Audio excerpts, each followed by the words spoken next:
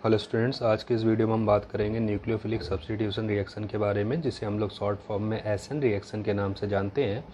इस रिएक्शन में क्या होता है, चलिए देखते हैं। In this type of reaction one group और atom is replaced by nucleophile such as OH- INNS3 NO2- C2H5O- SCN- etcetera. ठीक है, यानी एक ऐसी रिएक्शन जिसमें किसी मॉलिक्यूल से किसी ग्रुप या ग्रुप ऑफ एटम का रिप्लेसमेंट हो, और उस रिप्लेसमेंट जो हो रहा है वो किसी न्यूक्लियोफाइल के थ्रू हो।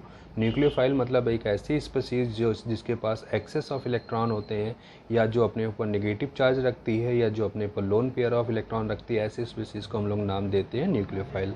तो अगर कोई रिप्लेसमेंट रिएक्शन हो और उसमें न्यूक्लियोफाइल के पार्टिसिपेशन हो तो हम लोग नाम देंगे उसे न्यूक्लियोफिलिक सब्स्टिट्यूशन रिएक्शन। ठीक है, जैसे कि यहाँ पर देख रहे हैं, यहाँ पे मेथाइल ब्रोमाइड की जब OH- आयन से हमने रिएक्शन कराई, यानी एक बेस से रिएक्शन कराई, तो इस बेस ने क्या करा, Br को रिप्लेस कर दिया और क्या बना दिया, मेथाइल अल्कोहल, और क्या निकल गया आपका Br-। तो यहाँ पर हमने क्या देखा कि एक न्यूक्लियोफाइल ने Br को रिप्लेस कर दिया और किसका फॉर्मेशन करा, मेथाइल अल्कोहल का फॉर्मेशन करा। तो यहाँ पर आप देख रहे हो OH- जो कि न्यूक्लियोफाइल है, और इसी के थ्रू जो रिएक्शन रिप्लेसमेंट हो रहा है, यानी एक्सचेंज हो रहा है, इसलिए नाम दे रहे हैं इसको न्यूक्लियोफिलिक सब्स्टिट्यूशन रिएक्शन। ठीक, अब बेटा जो न्यूक्लियोफिलिक सब्स्टिट्यूशन रिएक्शन होती है वो दो तरह से होती है। इसमें फर्स्ट है बेटा SN1 रिएक्शन, जिसका फुल फॉर्म होता है यूनिमॉलिक्यूलर न्यूक्लियोफिलिक सब्स्टिट्यूशन। ठीक है, यूनिमॉलिक्यूलर न्यूक्लियोफिलिक सब्स्टिट्यूशन इसलिए लिखते हैं SN1। वन मतलब यूनिमॉलिक्यूलर, N मतलब न्यूक्लियोफिलिक और S मतलब सब्स्टिट्यूशन। ठीक है, तो इसमें फर्स्ट है आपकी SN1 रिएक्शन, यानी यूनिमॉलिक्यूलर न्यूक्लियोफिलिक सब्स्टिट्यूशन रिएक्शन। तो इस रिएक्शन में होता क्या है, चलिए देखते हैं बेटा। When rate of substitution depend upon the concentration of the substrate, then it is said to be the unimolecular nucleophilic substitution. ठीक है, यानी जब किसी रिएक्शन का जो रेट है वो सबस्ट्रेट, यानी जैसे यहाँ पर आप देख रहे थे CH3Br, तो CH3Br एक क्या है, सबस्ट्रेट है जिसके ऊपर न्यूक्लियोफाइल का अटैक होगा।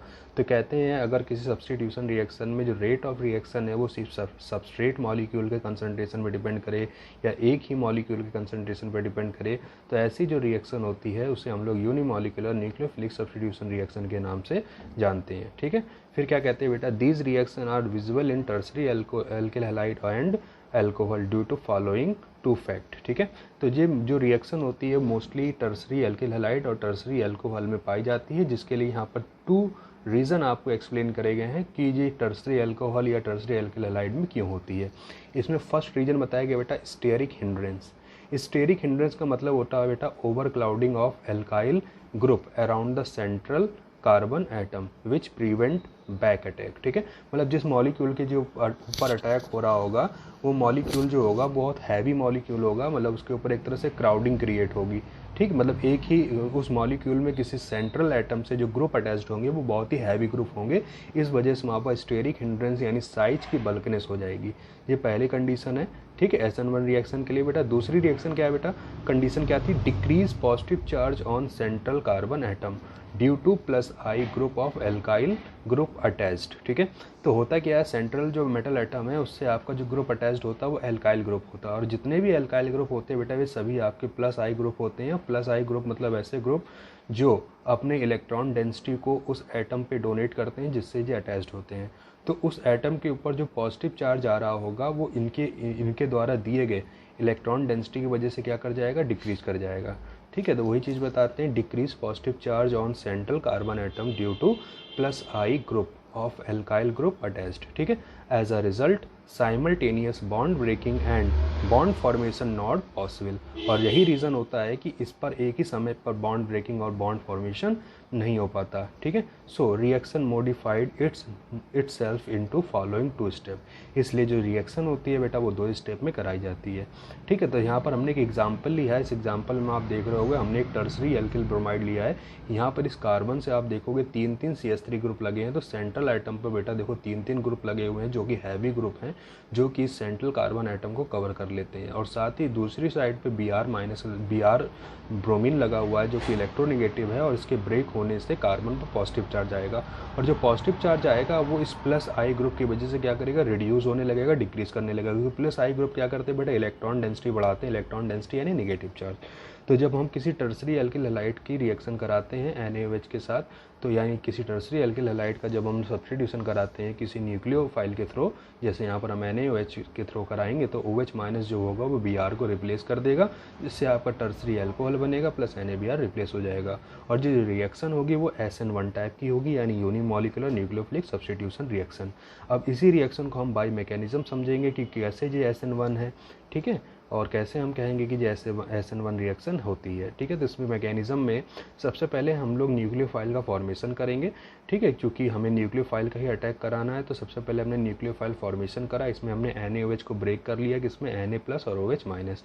तो Na+ OH माइनस आप जानते हैं OH माइनस यानी न्यूक्लियोफाइल होगा। अब इस न्यूक्लियोफाइल का हम लोग अटैक कराएंगे मॉलिक्यूल पर, मगर मॉलिक्यूल जो आपका सबस्ट्रेट है बहुत ही मतलब कि स्टेरिक हिंड्रेंस से कवर हुआ है, इसलिए इसके ऊपर डायरेक्ट जो अटैक नहीं कर सकता। क्योंकि आप क्या देखोगे यहाँ पर इसके तीन तरफ तो क्या लगे हैं, बल्कि ग्रुप लगे हैं, और एक साइड Br चार्ज है, ठीक है, Br है जो कि इलेक्ट्रोनेगेटिव है। तो इस साइड से अगर अटैक करेगा तो रिपल्सन होगा, और बैक साइड से अटैक करेगा तो हैवी जो एल्किल ग्रुप है जो उसको एंटर करने नहीं देंगे। तो पहला काम क्या होगा, इसको अनस्टेबल करना, यानी एक साइड इसकी फ्री करना जहाँ से न्यूक्लियोफाइल का अटैक हो पाए। इसलिए हम लोग क्या देखते हैं कि इसमें फर्स्ट स्टेप में आपका क्या बनेगा, कार्बोकैटायन बनेगा। तो फर्स्ट स्टेप में हमने क्या किया, कार्बन ब्रोमीन का बॉन्ड ब्रेक कराया, जिससे आपका टर्सरी कार्बोकैटायन बना और यहाँ से Br माइनस निकल गया। अभी आप क्या देखते हो, यहाँ पर जो मॉलिक्यूल हमने लिया था उसकी बैलेंसी कंप्लीट थी, यानी ऑक्टेट कंप्लीट था। इस वजह से मॉलिक्यूल आपका क्या था, स्टेबल था। और कोई भी स्टेबल चीज़ जल्दी से अनस्टेबल नहीं होती है, उसको अनस्टेबल होने में टाइम लगता है, धीमे धीमे होती है। इसलिए जो स्टेप होगा, ये वाला स्टेप, फर्स्ट स्टेप, वो कैसा स्टेप होगा, स्लो स्टेप होगा, ठीक है। अब जैसे ही यहाँ पर आपने क्या देखा, Br माइनस निकला, वैसे ही कार्बोकैटायन बना, और कार्बोकैटायन जो यहाँ पर बन रहा है उसका ऑक्टेट कंप्लीट नहीं है कार्बन का, यहाँ पर सेक्टेट ऑफ इलेक्ट्रॉन बचा। अब सेक्टेट ऑफ इलेक्ट्रॉन बचा यानी जो मॉलिक्यूल है वो आपका क्या हो गया, अनस्टेबल हो गया, ठीक है। अब जब कोई चीज़ अनस्टेबल हो जाती है और उसको स्टेबिलिटी चाहिए होती है तो बहुत तेज़ी के साथ वो अपने आप को स्टेबल करती है। इसलिए बेटा जो अगला स्टेप होगा, सेकेंड स्टेप, उसमें क्या होगा, अटैक ऑफ न्यूक्लियोफाइल होगा, और फॉर्मेशन क्या होगा, फाइनल प्रोडक्ट। यानी जो आपका बचा हुआ OH माइनस जो कि न्यूक्लियोफाइल है वो नेक्स्ट स्टेप में इस टर्सरी कार्बोकैटायन पे क्या करेगा, अटैक करेगा। चूँकि ये एक अनस्टेबल स्पीसीज है, जब OH का इसके ऊपर अटैक होगा तो ये अपने आप को स्टेबलाइज कर लेगा। इस वजह से जो स्टेप होगा वो कैसा होगा, फास्ट स्टेप होगा। तो यहाँ पर OH माइनस ने इसके ऊपर अटैक करा, टर्सरी अल्कोहल का फॉर्मेशन हो गया। मगर ये स्टेप कैसा था, फास्ट स्टेप था, क्योंकि यहाँ पर एक अनस्टेबल चीज़ क्या होने जा रही है, स्टेबल होने जा रही है।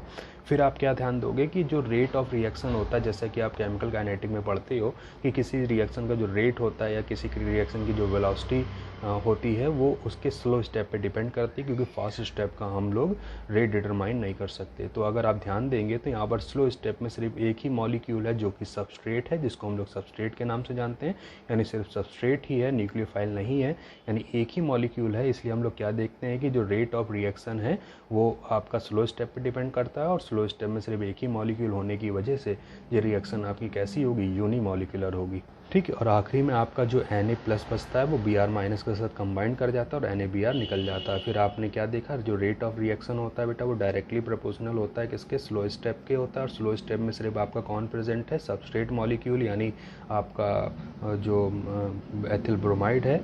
स्लो स्टेप में सिर्फ आपका बेटा क्या प्रेजेंट है, टर्सरी एल्किल ब्रोमाइड प्रेजेंट था। इस वजह से जो एक ही मॉलिक्यूल प्रेजेंट है, इसलिए जो रिएक्शन है वो सिर्फ वन मॉलिक्यूल के कंसंट्रेशन डिपेंड करेगी। अगर एक ही मॉलिक्यूल के कंसंट्रेशन पर डिपेंड करेगी तो हम बोलेंगे जो रिएक्शन है आपकी वो यूनिमॉलिक्यूलर है, यानी फर्स्ट ऑर्डर की है, ठीक है।